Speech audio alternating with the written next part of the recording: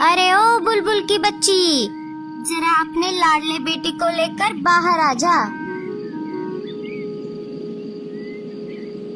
अरे क्या हुआ? क्यों इतने जोर जोर से गला फाड़ रही है? क्या हुआ मतलब? ये देख, तेरे बदमाश बेटे ने मेरे मासूम जग्गू को कितनी बुरी तरह से मारा है। उसके सिर पर कितनी गहरी चोट आई है। क्यों रे बदमाश, तूने ऐसा क्यों किया? अगर आगे से मेरे बेटे को हाथ भी लगाया तो तुझे बर्फ में गाड़ दूंगी। ऐसे कैसे? अरे अरे, देखो देखो, उल्टा चोर कोतवाल को डांटे। तेरे बर्फ में गाड़ने तक मैं क्या बस देखती रहूंगी? और मेरे बेटे को बदमाश कहने से पहले अपने बेटे से पूछ कि शुरुआत में हाथ किसने उठाया था। क्यों रे जग्गू, तूने तेरे माँ को ये नहीं बताया कि पहले हाथ तूने उठाया था? क्यों रे जग्गू, ये बुलबुल क्या बोल रही है? मुझे सच सच बता, क्या पहले झगड़ा तूने शुरू किया था? नहीं मम्मी, मैंने तो कुछ भी नहीं किया। इसी ने मुझे पहले मारा था। नहीं आंटी, जग्गू झूठ बोल रहा है। पहले मैं मेरा अकेले बर्फ में खेल रहा था, फिर जग्गू भी मेरे साथ खेलने आ गया। बाद में फिर उसने अचानक मुझे बर्फ के गोले बनाकर मारना शुरू कर दिया और फिर मैंने भी गोले बनाकर उसे मारा। ये देखिए, मेरे भी सिर पर गहरी चोट आई है। क्यों रे जग्गू, क्या ये सच बोल रहा है?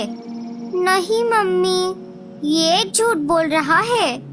अरे अरे, देखो देखो साथियों, माँ तो झूठी है ही और अपने बेटे को भी झूठ बोलना सिखा रही है। अरे तुम दोनों चुप करो, शांत हो जाओ।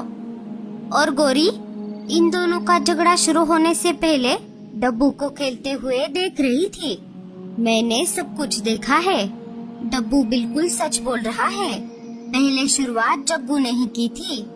जब तक मैं बाहर आती तब तक जग्गू वहाँ से भाग गया था। जग्गू, अब मैं तुझे नहीं छोड़ूंगी। गोरी जग्गू को मारते हुए अपने घर ले जाती है।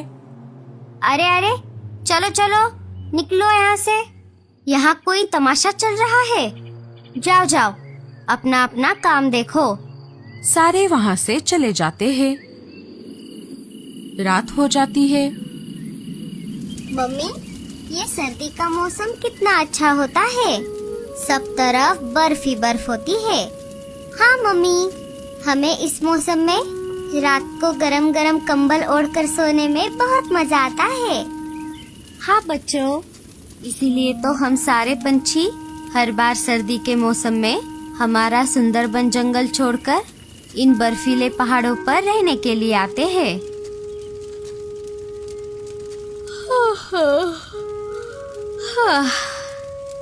बच्चों, अब रात बहुत हो गई है, अब हमें सो जाना चाहिए।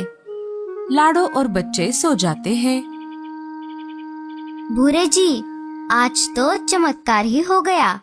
अरे क्या हुआ?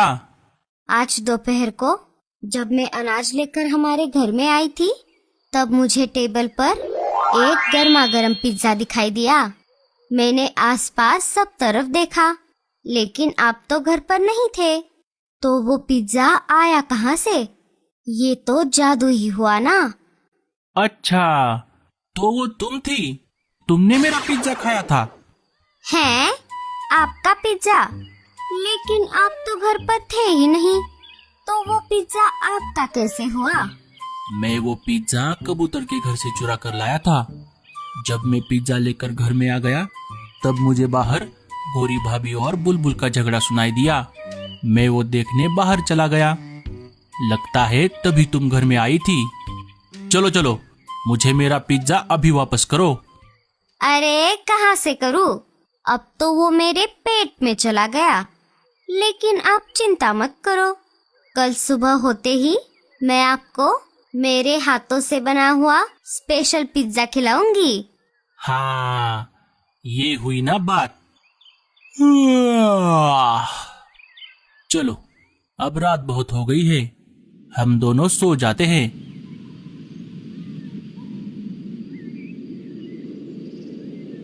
लो मीनू मौसी, गर्मा गर्म चाय और गर्मा गर्म प्याज के पकोड़े। वाह वाह वाह वाह। टूनी, जब से तू गांव से वापस आई है तब से मेरी आराम की जिंदगी फिर से वापस लौट आई है। इस ठंड के मौसम में देर रात को चाय और पकोड़े खाने का मजा ही कुछ और है। हाँ मीनू मौसी, आपने बिल्कुल सही कहा, लेकिन अब घर में अनाज खत्म हो रहा है। हमें कल सुबह जाकर अनाज ढूंढना होगा। अरे कल का कल देखेंगे, कल किसने देखा है। तू अभी ये गर्मा गर्म चाय और पकोड़े एंजॉय कर। सुबह हो जाती है। सारे पंछी एक जगह जमा हो जाते हैं। दोस्तों, जो अनाज हम हमारे साथ हमारे जंगल से लेकर आए थे वो अब खत्म हो रहा है। हमें अभी बाहर जाकर यही कहीं आसपास दूसरे अनाज की खोज करनी होगी। हाँ लाडो, तुमने बिल्कुल सही कहा। चलो साथियों, हमें अभी निकलना होगा। अरे मुझे ये अनाज लाने का काम सबसे बोरिंग लगता है। मुझे कुछ बहाना बनाना पड़ेगा। ओए माँ, मर गई रे, मेरे पैर। अरे क्या हुआ मीनू मौसी, आप अचानक लंगड़ा क्यों रही हो? अरे क्या बताऊं साथियों, इस ठंड की वजह से मेरे पैर अकड़ गए हैं। अब मेरी उम्र हो गई है ना, लगता है मैं अभी आप सबके साथ अनाज लाने नहीं आ पाऊंगी। अरे ये तो लेटेस्ट न्यूज़ है। मतलब मीनू मौसी, आप तो अभी अंदर कह रही थी कि मेरा अभी बाहर जाकर बर्फ में खेलने कूदने का मन कर रहा है, तो अभी बाहर आते ही आपको अचानक क्या हो गया? अरे चुप कर पगली, तुझे क्या लग रहा है मैं नाटक कर रही हूँ? अरे नहीं नहीं मीनू मौसी, मैं तो ऐसे ही पूछ रही थी। कोई बात नहीं, मैं मेरे साथ साथ आपका भी अनाज लेकर आऊंगी। आप घर में आराम करो। तुम्हारा बहुत बहुत शुक्रिया टूनी। सारे वहाँ से निकल पड़ते हैं। पंछी बनूं उड़ती फिरूं मस्त गगन में, आज मैं आजाद हूँ दुनिया के चमन में। मीनू तेरा जवाब नहीं। अब सबके वापस आने तक मैं मस्त बर्फ में खेलूंगी। सारे अपने घरों के आसपास अनाज की खोज करने लगे। बहुत देर तक खोज करने के बाद भी उन्हें अनाज नहीं मिला। सारे थक हार कर एक पेड़ पर आकर बैठ गए। अरे बाप रे दोस्तों, अब हम क्या करेंगे? यहाँ आसपास तो कहीं पर भी अनाज नहीं है। मुझे लगता है हमें थोड़ा दूर दूर जाकर देखना चाहिए, शायद हमें कहीं पर अनाज मिल जाए। हाँ ये सही रहेगा, लेकिन अभी थोड़ी ही देर में शाम हो जाएगी। अगर हम अभी खोज करने निकल पड़ेंगे तो वापस घर आते आते रात हो जाएगी, और रात को घर से बाहर रहना खतरे से खाली नहीं है। हाँ लाडो, तुमने बिल्कुल सही कहा। हम सब एक काम करते हैं, अभी हम घर जाते हैं और कल सुबह जल्दी उठकर दूर अनाज की खोज में फिर से निकल पड़ेंगे। हाँ हाँ ये सही रहेगा। चलो फिर हम सब वापस चलते हैं। सारे वापस अपने अपने घर की तरफ निकल पड़े। रात हो जाती है। कालू जी, मैं तो कहती हूँ आप, मैं और जग्गू हमारे सुंदरबन जंगल वापस चलते हैं, क्योंकि अभी तो सर्दी का मौसम ठीक से शुरू भी नहीं हुआ और हमें अभी से यहाँ पर अनाज की कमी हो रही है। अगर ऐसा ही चलता रहा तो हम आगे खाएंगे क्या?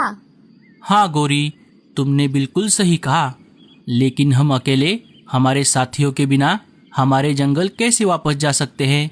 हमारा वहाँ पर अकेले मन नहीं लगेगा, और ऊपर से शिकारी पंछियों का खतरा भी बना रहेगा। जब तक हम सब साथ हैं तब तक हम सब सुरक्षित हैं। हाँ कालू जी, आपकी भी ये बात बिल्कुल सही है। हम हमारे साथियों के साथ ही रहेंगे। चलिए अब हम सो जाते हैं। कल सुबह जल्दी उठकर हमें अनाज की खोज के लिए भी जाना है। कालू और गोरी सो जाते हैं। सुबह हो जाती है। सारे फिर से जमा हो जाते हैं। चलो साथियों, अब हमें चलना चाहिए। क्यों मीनू मौसी, अब आपके पैर कैसे हैं? क्या आज भी आप हमारे साथ नहीं आओगी? रानू के ऐसा कहते ही मीनू मौसी सोच में पड़ जाती है। कल मैं बहुत बोर हो गई थी, आज मैं इनके साथ चली जाती हूँ। अरे मीनू मौसी, क्या हुआ? आप कहाँ पर खो गई? हाँ, मेरा मतलब नहीं, अब मेरे पैर बिल्कुल ठीक हो गए हैं। आज मैं आपके साथ चलूंगी। सारे वहाँ से निकल पड़ते हैं। सबने कल के दिन अपने घरों के आसपास अनाज की खोज की थी, लेकिन उन्हें आसपास कहीं पर भी अनाज नहीं मिला था।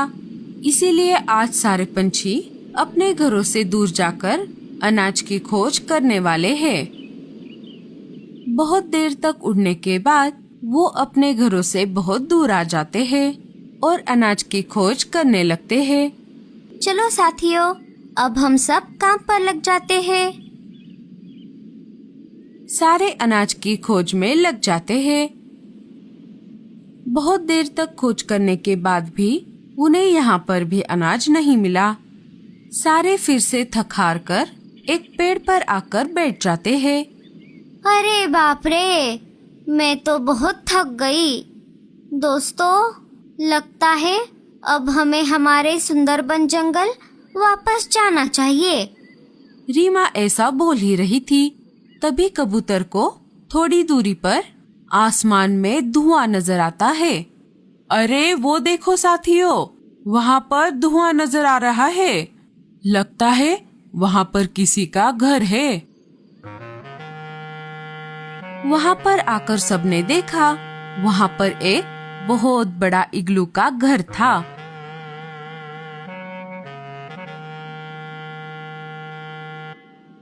लाडो ने घर का दरवाजा खटखटाया। थोड़ी देर बाद एक बूढ़ी पीली चिड़िया ने धीरे धीरे करके दरवाजा खोला और बाहर आ गई। आप सब कौन हो और कहाँ से आए हो? लाडो सारी बात उस बूढ़ी चिड़िया को बता देती है। अच्छा, तो ऐसी बात है। आप सब बाहर क्यों खड़े हो? अंदर आ जाओ। सारे पंछी घर के अंदर चले जाते हैं। अरे बाबा, ये घर तो कितना बड़ा है। माँ जी, क्या आप अकेली यहाँ पर रहती हो? हाँ बेटा, मैं बहुत सालों से यहाँ पर अकेली रहती हूँ। मेरा परिवार बहुत सालों पहले एक बाढ़ में बह गया। मैं अकेली जिंदा बच गई। मैं जैसे तैसे करके जान बचाकर यहाँ पर आकर रहने लगी। ये पूरा घर मैंने मेरे हाथों से बनाया है। अरे माँ जी, आपके साथ तो बहुत बुरा हुआ। हाँ बेटी, लेकिन क्या करे, जिंदगी हर किसी के लिए अच्छी नहीं होती। अब मेरी छोड़ो, आप सब बहुत थके हुए लग रहे हो और भूखे